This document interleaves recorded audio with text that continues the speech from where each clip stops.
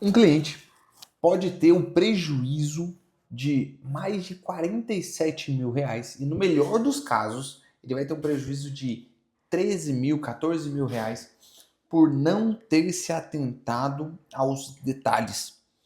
Cara, leilão de imóveis não é uma coisa muito complexa, mas é uma coisa que os detalhes importam, importam muito. Recentemente, com a mudança da Caixa Econômica Federal, basicamente, boa parte dos imóveis você é responsável, ou melhor, quem arremata o imóvel é responsável pelo pagamento dos débitos próprios. Então aqui, o meu objetivo com essa situação que aconteceu hoje é te alertar e um passo a passo de como que você pode evitar isso numa arrematação para você também. Então vamos lá. Primeiramente, você precisa saber o que são débitos propter-rem, dívidas propter-rem. Cara, propter-rem é um termo utilizado para a gente dar o nome a algo que vem junto com os imóveis. Então pensa assim, imagina que essa minha garrafa é um imóvel, certo? Existem coisas, cara, não faz sentido uma garrafa, vamos pensar um imóvel mesmo, né? Pensa assim, ó, você tem um imóvel. Contas de energia, contas de água, contas de internet não estão ligados a um imóvel, estão ligados a uma pessoa que está dentro do imóvel, certo? Tanto é que é totalmente possível você ter um imóvel que não tem energia, que foi cancelada a energia ali. Totalmente possível você ter um imóvel que não tem água, que não tenha gás, que não tenha internet. Totalmente possível. Porém, não é possível você ter um imóvel que, por exemplo, não tenha um imóvel que está dentro de um condomínio estar isento de pagar condomínio. Não existe a possibilidade de você ter um imóvel que não pague IPTU. Porque esses débitos, eles existem pelo simples fato de existir um imóvel. Então, se existe um imóvel, existe aquele débito. E esse débito, ele acompanha o imóvel. Isso é chamado de propter. Antigamente, existiam algumas modalidades na Caixa em que a Caixa se responsabilizava por todos os pagamentos desses débitos. Você pegava lá a licitação aberta, venda online, venda direta online. A Caixa pagava todos os débitos de IPTU. A Caixa pagava todos os débitos de economia. Agora a regra mudou um pouco. Agora, na verdade, a Caixa não paga IPTU. É você que é o responsável por levantar os débitos. E no caso de condomínio, a Caixa paga o que exceder 10% da avaliação. Já tem um vídeo explicando sobre isso. Qual é a ideia? A ideia é que agora é extremamente importante que você saiba exatamente quanto é de dívida, quanto é de débito, para que você pague esse débito e você não se veja numa situação de ser pego de surpresa, como esse cliente aluno. Cara, vamos lá. Qual foi a situação? Ele arrematou um imóvel de leilão que estava no segundo leilão. O segundo leilão é o leilão da Caixa, o chamado SFI, Sistema Financeiro Imobiliário. Esse SFI, basicamente, a Caixa não paga nada, você é responsável por isso.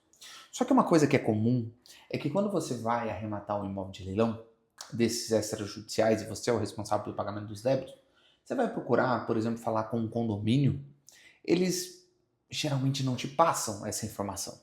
Pô, Edward, sério? Não passam? Cara, não passam. Você liga lá, eles falam, cara, eu não posso te passar essa informação porque tá no nome de outra pessoa. Eles, de fato, eles não podem passar essa informação, às vezes passam. É sempre minha sugestão que você tente falar com a administradora, mas geralmente eles não vão passar. Quando isso acontece, você tem uma próxima sugestão, uma próxima ideia, que é o quê? Pesquisar no nome do antigo proprietário para que pesquise ali processos que estejam no nome dele. Então, onde é que você encontra esse tipo de dado?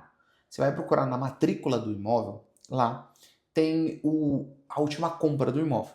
Lá vai ter um CPF. Você vai jogar esse CPF, por exemplo, no Jus Brasil, que é um site onde você consegue verificar todos os processos naquele CPF. Você vai perceber, é possível que você perceba, um condomínio processando aquela pessoa. E geralmente é essa causa. O que você tem que ficar atento, tá? Vai aparecer lá o valor da causa, ah, dívidas condominiais de 20 mil reais. Não quer dizer que só deva isso. Você vai precisar pegar o número do processo, entrar num site chamado Processo Rápido. Lá nesse processo, você vai verificar a que se refere aquela dívida. Porque assim, ó, pensa comigo. Você pode chegar a achar um processo em que a dívida de leilão, a dívida de condomínio, é de janeiro a junho de 2024. Só que pensa comigo, você concorda comigo que muito provavelmente, se a pessoa não pagou de janeiro a junho do ano passado, provavelmente ela não pagou o ano passado inteiro, provavelmente esse ano também não está pago? Essa é a lógica. O processo ele tem um início e fim. Então, às vezes você vai ver o condomínio entrar com 3, 4 processos, porque se referem a períodos diferentes. Então, você entra no processo, você vai baixar lá no processo rápido, você vai entrar dentro do processo, vai ver de qual período que se refere. Ah, se refere de janeiro a junho. Quanto que é ao todo? Cara, tá cobrando aqui 25 mil reais mais custas. Por quê? Esse valor ele é atualizado, esse valor ele tem juros, esse valor tem multa, esse valor tem honorário advocatício, então você tem que ir somando tudo isso. E aí você já estima o restante do período. Então, por exemplo, nesse exemplo que eu dei de janeiro a junho, deu 25 mil reais, você vai colocar aí que vai ter pelo menos mais 25 de junho a dezembro, mais ou menos. Essa é mais ou menos a estimativa. E aí você vai pegar esses 50 mil de débito, colocar na sua planilha de viabilidade para saber se vale a pena arrematar ou não. No caso dessa pessoa, não existia processo. Simplesmente o condomínio nunca processou o antigo proprietário. Só que uma falta de informação não implica em falta de débito. Isso é muito importante, é uma coisa que eu falo muito para os meus alunos, de que você não ter uma informação pode ser uma informação. Não quer dizer que não tem nenhum processo aqui, então significa que não tem a dívida. Muito pelo contrário. Inclusive, se você quiser fazer parte do nosso hall de alunos, tem um link aqui embaixo, que vai ser a jornada do arrematante. Lá você aprende a arrematar um imóvel de leilão da Caixa em 3 horas. Cara, sabendo todos os passo a passo, sabendo o que evitar, sabendo exatamente o que você pode e o que você não pode fazer. Fechado? Então o link está aqui para você não cometer esses erros. E saber como calcular esses débitos. Beleza, Edwards? Nesse caso, então, o imóvel está sem pagar condomínio desde 2020. Por conta de um problema em que uma pessoa vendeu em contrato de gaveta, a pessoa que estava lá dentro pagava para essa pessoa nunca pagou. Cara, é um erro. Vou fazer um vídeo especificamente sobre esses contratos de gaveta. Mas basicamente, está 5 anos sem condomínio.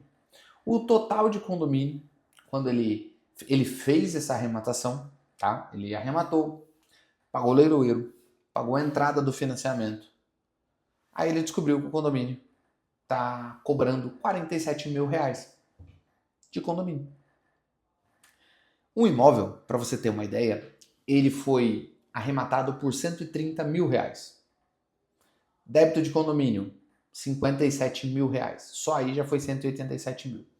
Ele vai ter um custo de documentação de algo em torno de 7 mil. Já foi para 190. Essa questão da pessoa que mora lá, ela comprou através de um contrato de gaveta, ela não vai querer sair no acordo. Provavelmente ele vai ter que entrar com uma emissão na posse. Vai gastar mais uns 6 mil reais de advogado. Algum custo que ele possa ter de alguma reforma. Cara, esse imóvel, o custo total dele vai passar dos 200 mil reais. 205, 206. Sabe quanto vale esse imóvel? 180, 190 mil. No melhor dos casos, o que ele ainda pode fazer é desistir da arrematação. Ele não vai receber o dinheiro do leiloeiro de volta. Ele não vai receber o dinheiro da entrada do financiamento que ele pagou. Ele já pagou ao todo aí mais ou menos uns 13 mil reais. Mas pelo menos não gasta mais. Esse é o custo que ele está tendo no melhor cenário. Ele vai perder 13 mil reais por não ter se atentado a esse detalhe. Uma não informação é uma informação.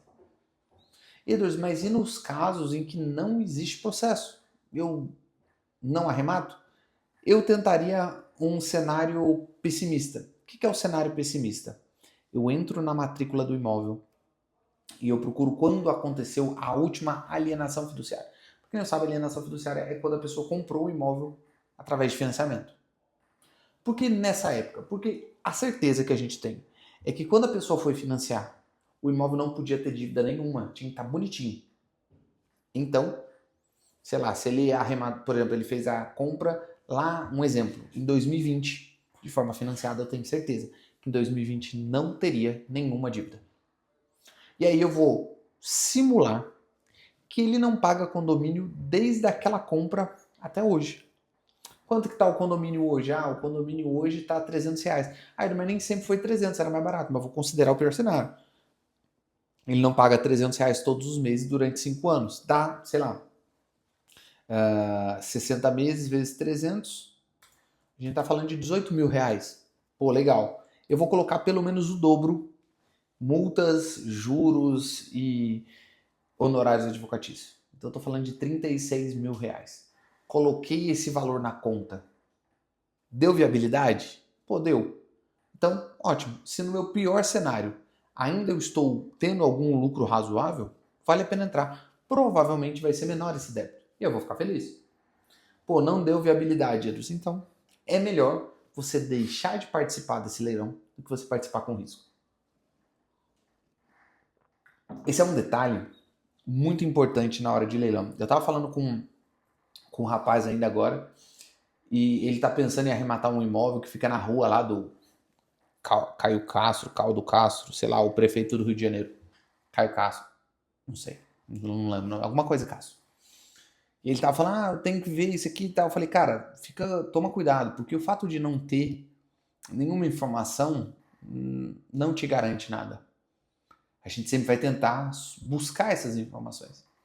Mas se não for possível, se você tem dúvida, não entre no leilão. Essa é a minha dica para esse vídeo. Espero que esse vídeo te encontre antes de você fazer uma besteira e você não caia em alguma armadilha como essa. Fechado? Nos vemos na próxima. Aquele abraço. Valeu!